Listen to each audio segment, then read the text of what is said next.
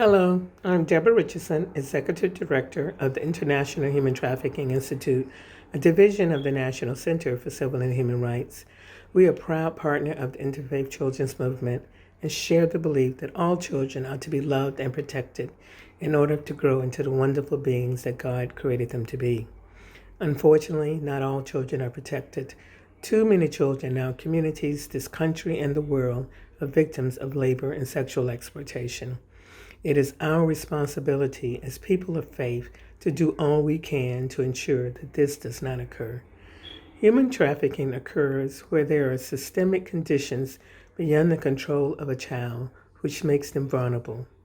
These conditions are often living in impoverished communities where there is not quality education or opportunities. And it's also being in communities where there are too few positive adult role models. Human trafficking is fueled, however, by market demand. Men who are shopping for children online to sexually exploit them, or any of us who is not conscious of our consumer buying habits and purchase items that are made by enslaved labor, share the blame. 20 years ago, I was not aware of child sexual exploitation. I was then the Director of Program Development at Fulton County Juvenile Court, and my job was to find services to assist children and families. One Monday morning, I was sitting in a courtroom observing the judge's docket. A 10-year-old girl was brought in, handcuffed and shackled at the ankles. She had been found the previous Friday night in the backseat of a van with a 42-year-old man who had rented her for sex for 2 hours. This child was arrested, spent 3 days in juvenile detention, and charged with child prostitution. Because then pimping and pandering a child in the state of Georgia was a misdemeanor, this man received what was equivalent to a parking ticket and was left go. We've come a long way in the past 20 years. We have laws in place so children are not arrested for prostitution, and there are services where victims may heal and thrive. As critical as it is, we will never end child sexual exploitation by only arresting traffickers and rescuing victims. If we believe that not any one child should be exploited, then we need to be honest about the role of marketing demand. There is no service or product that can be sold without a consumer. There would not be children sexually exploited if there were not men looking to buy them for sex. In Atlanta, we talk about sexual exploitation. There, though, are many, many more people, from children to adults, who are exploited for labor. They're in the back of the restaurants we are visiting, the nail shops we frequent, and are invisible in the products we buy, like the children who pick those cocoa beans to make the chocolate we love, or the children who are mining cobalt so they can be in our cell phones that we carry every day. I invite you to be part of a solution. Please join ICM, other multi-faith groups, and people of goodwill to become a member of the Coalition to End Human Trafficking. The Coalition is open to any person or organization who is ready to work toward not just addressing human trafficking, but ending it. Please visit the International Human Trafficking Institute's website to learn more about the work we can do together. Beginning June 2020, we are partnering with ICM to present 2 essential workshops. One covers the scope of labor and sexual exploitation and how they are hidden in our plain view. We often see exploitation, but because we don't know the signs, we don't recognize it. In this workshop, you will learn the many forms of human trafficking, so when you see it, you will know what to do about it.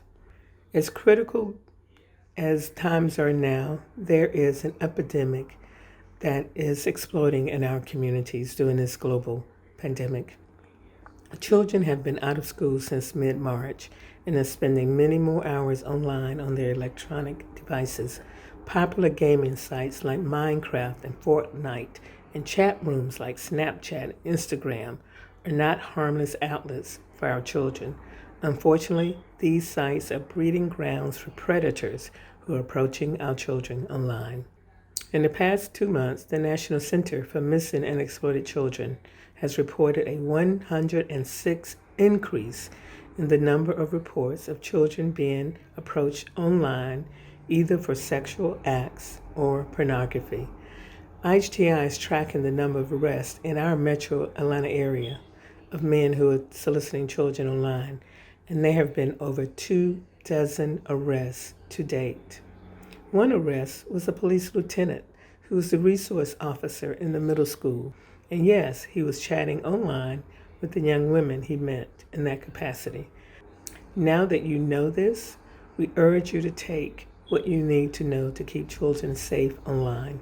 If you're a parent, caretaker, or have a child under 18 in your life, this training is a must. Please join in our shared hope that all children are safe. And remember, Hope has two daughters.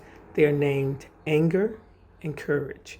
In order to have hope, we need to be angry enough about what is happening to exploit our children so that we gain the courage to act. Remember, not even child should be a victim of labor or sexual exploitation. We thank you for joining us in this important work. Hello, lovely people. One of the ways I find comfort to shelter in this time is by reading poetry and also the Psalms. The Psalms are such a gift in the Jewish and Christian tradition of many, many different emotions and ways of imploring and communicating with God.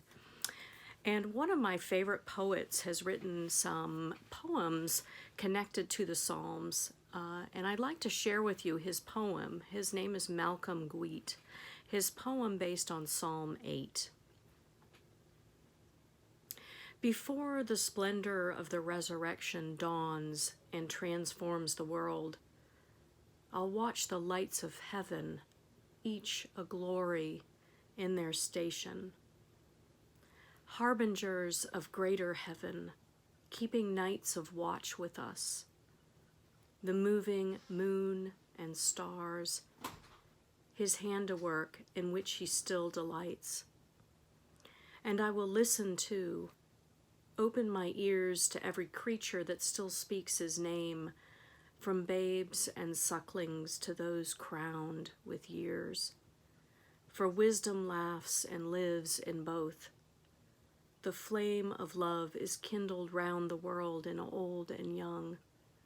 I'll seek him too beyond the tame, familiar world, out in the wide and wild, as much in the steep seas and mountain heights as in the startling wisdom of a child.